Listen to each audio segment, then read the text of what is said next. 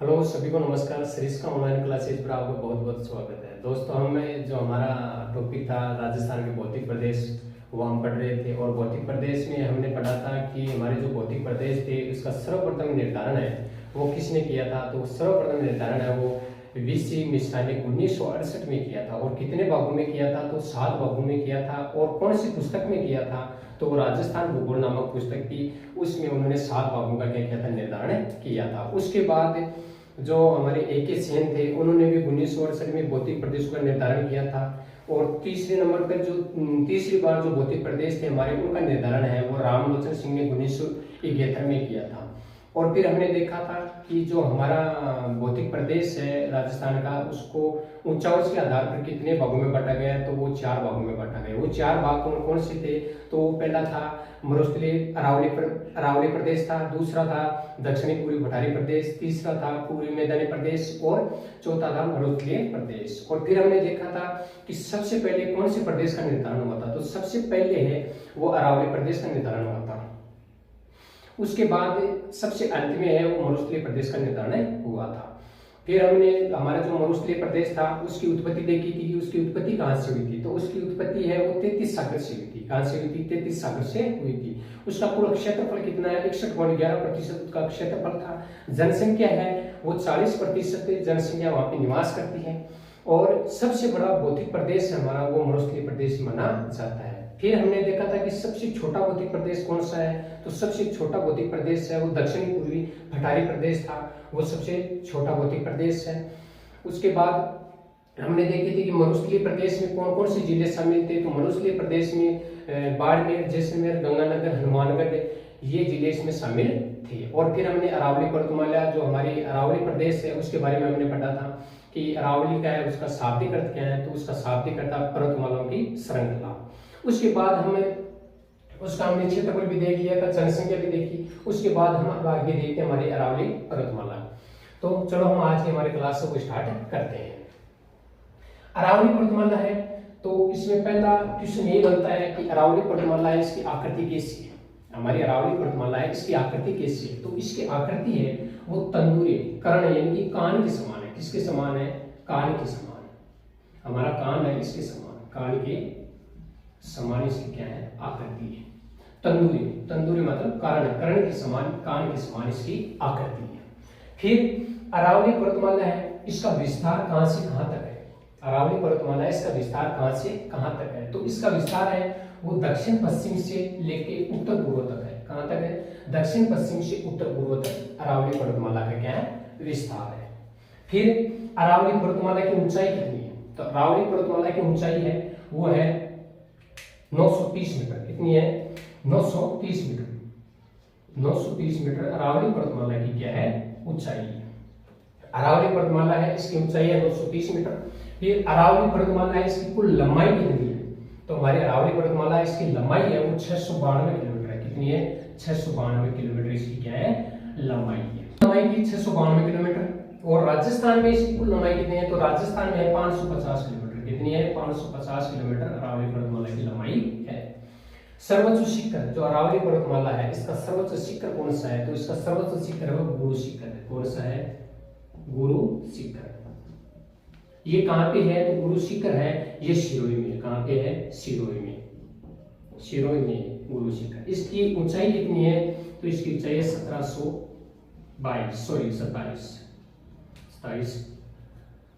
Metre. फिर इसका निम्नतम बिंदु जो अरावली पर्वतमाला है इसका सबसे निम्न बिंदु है वो कौन सा है? तो वो है पुष्कर घाटी अजमेर। पुष्कर घाटी अजमेर तो इसका क्या है? सबसे निम्नतम बिंदु है। और सर्वोच्च शिखर है वो गुरु शिखर है वो कहां पे है? सिरोही में है। फिर अरावली पर्वतमाला है वो कौन से पठार का भाग है? तो अरावली पर्वतमाला है वो हमारे प्रायद्वीपीय पठार है उसका भाग माना जाता है। किसका भाग माना जाता है? प्रायद्वीपीय पठार का भाग माना जाता है। तो अरावली पर्वतमाला है ये प्रायद्वीपीय पठार का भाग माना जाता है। अरावली पर्वत माला प्रायद्वीपीय पठार का क्या है? भाग माना जाता है। फिर आगे कि अरावली पर्वतमाला है इसका विस्तार कौन कौन से जो हमारे राज्य हैं वहां पे इसका विस्तार है। तो पहला है इसमें गुजरात, दूसरा है राजस्थान, तीसरा है हरियाणा, चौथा है दिल्ली। इनमें अरावली पर्वतमाला का विस्तार है। अरावली पर्वतमाला का जो विस्तार है वो गुजरात, राजस्थान, हरियाणा और दिल्ली में इसका विस्तार है। दिल्ली में कहां तक है, तो दिल्ली में रायसीना पहाड़ियों तक है इसका विस्तार है। फिर आगे अरावली पर्वतमाला है वो आदिवासियों की क्या मानी जाती है, आश्रय स्थली मानी जाती है। क्या मानी जाती है, आदिवासियों की आश्रय स्थली मानी जाती है। तो हम यहाँ पे लिख लेते हैं आदिवासियों की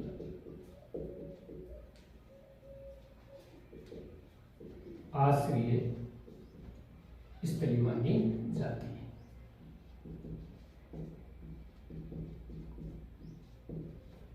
आदिवासी हैं उनकी आश्रय स्थली कौन मानी जाती है, अरावली पर्वतमाला मानी जाती है। यहाँ पे क्या करते हैं, आदिवासी लोग हैं, जो आदिवासी जनजाति हमारी, वो कौन सी खेती करती है, तो यहाँ पे वो करती है जूमिंग खेती। कौन सी करती है, जूमिंग, जिसको क्या कहते हैं, स्थानांतरित कृषि भी कहते हैं। क्या कहते हैं, स्थानांतरित कृषि भी कहते हैं। स्थानांतरित कृषि किसको कहते हैं, जूमिंग कृषि को कहते हैं। ये क्या करते हैं, अरावली पर्वतमाला में जो हमारे आदिवासी जो जनजातियां पाई जाती हैं वो जूमिंग कृषि, स्थानांतरित कृषि करती है, और ये आदिवासियों की क्या मानी जाती है, आश्रय स्थली मानी जाती है। फिर उसके बाद अरावली पर्वतमाला है, इसका जो उत्तरी भाग है, हमारा अरावली पर्वतमाला का जो उत्तरी भाग है इसका आकार कैसा है, तो अरावली पर्वतमाला है, इसका उत्तरी भाग का जो आकार है वो भेड़ पीठ नुमा है। क्या है, भेड़ पीठ नुमा, भेड़ पीठ नुमा।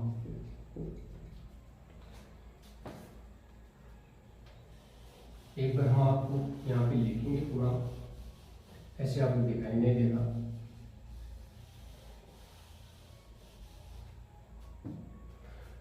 अरावली पर्वतमाला है हमारी, इसका जो उत्तरी भाग है इसका आकार कैसा है, उत्तरी भाग का आकार, तो उत्तरी भाग का आकार है वो भेड़ पीठ नुमा है। कैसा है, हमारी भेड़ है उसकी पीठ के जैसा है।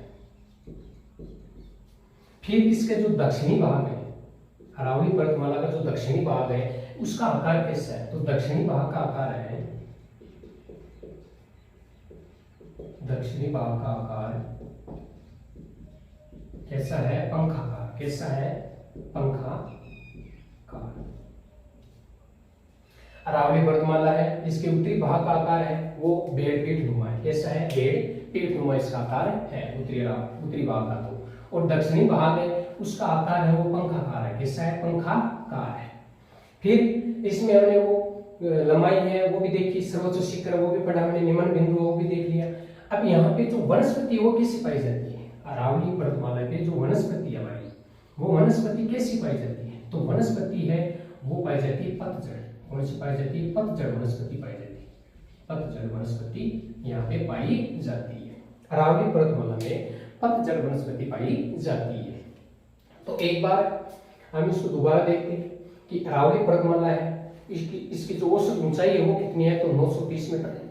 फिर हमने देखा कि इसकी कुल लंबाई कितनी है, तो 692 किलोमीटर है। और राजस्थान में इसकी कुल लंबाई कितनी है, तो 550 किलोमीटर इसके राजस्थान में लंबाई है। इसका जो सर्वोच्च शिखर था वो कौन सा है, गुरु शिखर है, वो कहाँ पे है, सिरोही में है। उसकी जो लंबाई है 1722 मीटर है। फिर उसका जो निम्न बिंदु है वो कहाँ पे है, तो वो अजमेर में है, पुष्कर घाटी वो इसका निम्न बिंदु है। और अरावली पर्वतमाला वो कौन से पठार का भाग है, तो वो प्रायद्वीपीय पठार का भाग माना जाता है। और इसका विस्तार है वो कहाँ कहाँ है, तो इसका विस्तार गुजरात है, हरियाणा है, राजस्थान है और दिल्ली में इसका विस्तार है। फिर यहाँ पे जो आदिवासी जनजाति है वो यहाँ पे निवास करती है, और वो क्या करती है, यहाँ पे जूमिंग, जो इसको हम स्थानांतरित कृषि कहते हैं, वो यहाँ पे कृषि करती है। और आदिवासियों की आश्रय स्थली है वो भी किसको कहा जाता है, अरावली पर्वतमाला को कहा जाता है। अब हम आगे देखते हैं जो राजस्थान के भौतिक प्रदेश थे, इनमें जो हमारी अरावली पर्वतमाला थी। अब अरावली पर्वतमाला को कितने भागों में बांटा, तो अरावली पर्वतमाला को 3 भागों में बांटा है। वो 3 भाग कौन कौन से, तो अरावली पर्वतमाला के 3 भाग थे। कितने भाग थे, 3 भाग। ये 3 भाग कौन कौन से, तो पहली है इसमें उत्तरी अरावली। कौन सी है, उत्तरी अरावली। दूसरी है इसमें मध्य अरावली, और तीसरी है इसमें दक्षिणी अरावली। ये इसके 3 भाग हैं। जो अरावली पर्वतमाला थी उसके 3 भाग कौन कौन से थे? उत्तरी अरावली, मध्य अरावली और दक्षिणी अरावली। अरावली पर्वतमाला के 3 भाग, इसके 3 भाग थे, उत्तरी अरावली, मध्य अरावली और दक्षिणी अरावली। अब देखते हैं हम कि उत्तरी अरावली है, इसका विस्तार कहां से कहां तक है। तो उत्तरी अरावली इसका विस्तार है वो खेतरी से, कहां से? खेतरी से संभर तक। कहां तक है? खेतरी से संभर तक। अरावली पर्वतमाला का जो विस्तार है हमारा वो कहां से कहां तक है? खेतरी से संभर तक है। कहां से कहां तक है? खेतरी से संभर तक है। अब उत्तरी जो अरावली थी इसका विस्तार है वो कहां से कहां तक था? खेतरी से संभर तक था। तो उत्तरी अरावली का विस्तार वो कहां से कहां तक था? खेतरी से संभर तक था। अब आती है कि इसमें जो उत्तरी अरावली है इसकी जो सर्वोच्च चोटी कौन सी है? तो उत्तरी अरावली की जो सर्वोच्च चोटी है वो कौन सी है? तो उत्तरी अरावली की हम सर्वोच्च चोटी देखते हैं तो वो कौन सी है? तो वह रघुनाथगढ़ कौन सी है सर्वोच्च चोटी? उत्तरी अरावली की जो सर्वोच्च चोटी है वो कौन सी है? तो वो कौन सी है? रघुनाथगढ़। कौन सी है? रघुनाथगढ़।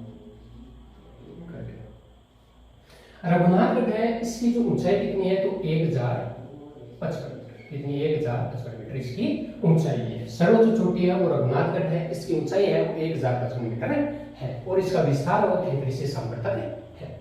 उसके बाद आगे देखते हैं कि उत्तरी अरावली की जो प्रमुख चोटियां वो कौन कौन सी है? तो उत्तरी अरावली की प्रमुख चोटियां, तो उत्तरी अरावली की जो प्रमुख चोटियां हैं वो कौन कौन सी हैं?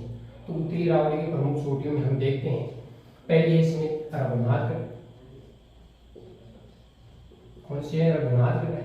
दूसरी है इसमें भेजागढ़ और तीसरी है इसमें खो।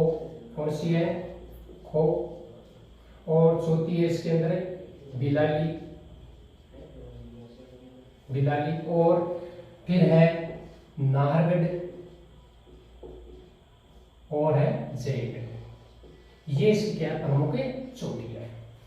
एक बार उत्तरी अरावली को हम दोबारा देखते हैं कि उत्तरी अरावली का विस्तार कहां से कहां तक था। तो देखते हैं कि उत्तरी अरावली है इसका विस्तार था वो खेतरी से संभर तक था।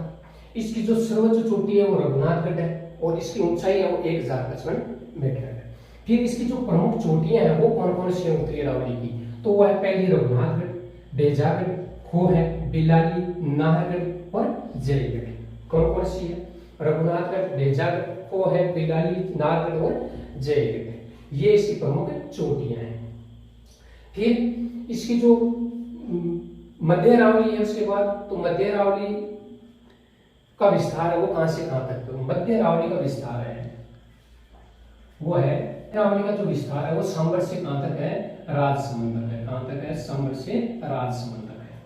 इसकी जो सर्वोच्च चोटी है वो कौन सी है? तो इसकी सर्वोच्च चोटी है वो है टोडगढ़। कौन सी है? टोडगढ़।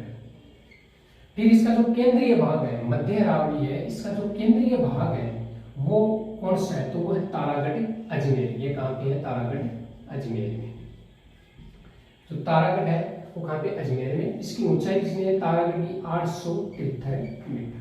873 मीटर है। तो मध्य अरावली है, इसका जो केंद्रीय भाग है वो कौन सा है? तो तारागढ़ है। तारागढ़ की ऊंचाई कितनी है? तो 873 मीटर है और ये कहां पे है? अजमेर में है।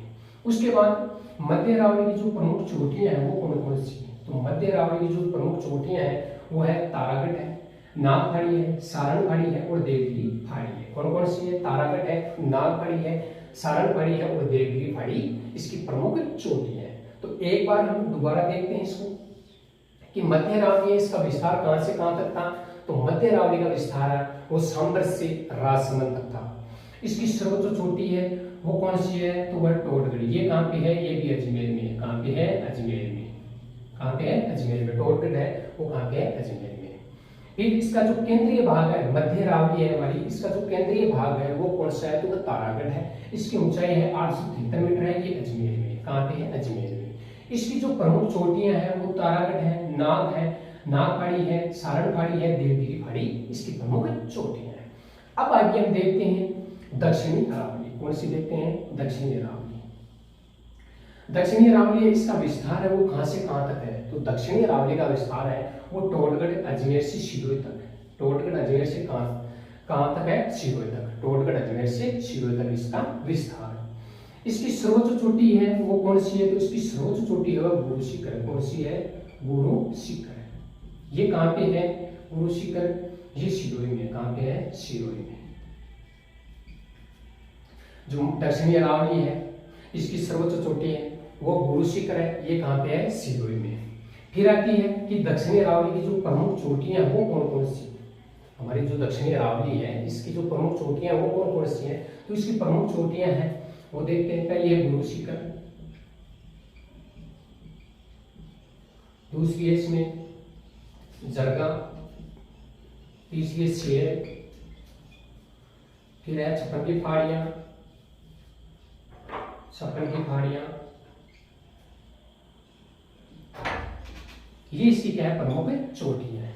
तो दक्षिणी अरावली की प्रमुख चोटियां कौन कौन सी है? गुरु शिखर है, जरगा है, शेर है और छप्पन की पहाड़ियां इसकी प्रमुख चोटियां हैं। तो चलो हम एक बार इसको रिवाइज करते हैं, जितना हमने पढ़ा है उसका रिवाइज करते हैं कि अरावली पर्वतमाला है इसके भाग कितने हैं? तो इसके 3 भाग हैं। कितने भागों में बटी हुई है? 3 भागों में बटी हुई है। कौन कौन सी? उत्तरी अरावली है, मध्य अरावली और दक्षिणी अरावली है। उत्तरी अरावली का विस्तार वो कहां से कहां तक है? तो इसका खेतड़ी से सांभर तक है। और इसका जो सर्वोच्च चोटी है वो कौन सी है?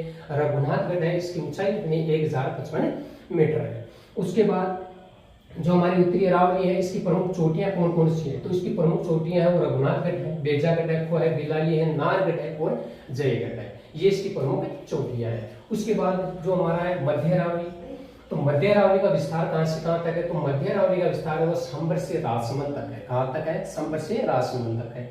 इसकी जो सर्वोच्च चोटी है वो कौन सी है? टोटगढ़ है। वो कहां पे है? अजमेर में है।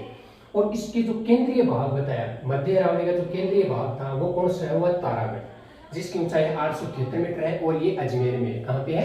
अजमेर में। उसके बाद इसकी प्रमुख चोटी कौन कौन सी? मध्य अरावली है, इसकी प्रमुख चोटियां कौन कौन सी हैं? तो तारागढ़ है, नाग पहाड़ी है, सारण पहाड़ी है और देवगिरी पहाड़ी इसकी प्रमुख चोटियां हैं। फिर हमारी नेक्स्ट अगली आती है दक्षिणी अरावली। दक्षिणी अरावली इसका विस्तार है वो टोटगढ़ अजमेर से सिरोही तक है। कहां तक है? टोटगढ़ अजमेर से सिरोही तक इसका विस्तार है। फिर इसकी सर्वोच्च चोटी है गुरु शिखर बताई, वो कहाँ पे? सिरोही में है। और इसकी जो प्रमुख चोटियां हैं वो है गुरु शिखर, जरगा, शेर और छप्पन की पहाड़ियां इसकी प्रमुख चोटियां हैं। तो दोस्तों आज ने हमारी इस क्लास में हमने उत्तरी जो हमारी अरावली पर्वतमाला थी उसके बारे में हमने पढ़ा कि अरावली का विस्तार कहाँ से कहाँ तक है, इसकी लंबाई कितनी है, इसकी ऊंचाई कितनी है, इसका क्षेत्रफल कितना है, यहाँ पे जनसंख्या कितनी निवास करती है, वो सारी हमने पढ़ ली है। और इसमें जो अरावली पर्वतमाला के हमने कितने भाग थे वो भी हमने पढ़ लिए हैं कि इसकी उत्तरी अरावली, मध्य अरावली, दक्षिणी अरावली, इनकी भी हमने डिटेल वाइज पूरा पढ़ लिया है। यदि हमारी क्लास आपको अच्छी लगी तो हमारे जो सरिस्का ऑनलाइन क्लासेस चैनल है इसको सब्सक्राइब करना, लाइक करना और शेयर करना। मिलते हैं हमारी अगली क्लास में। धन्यवाद सभी।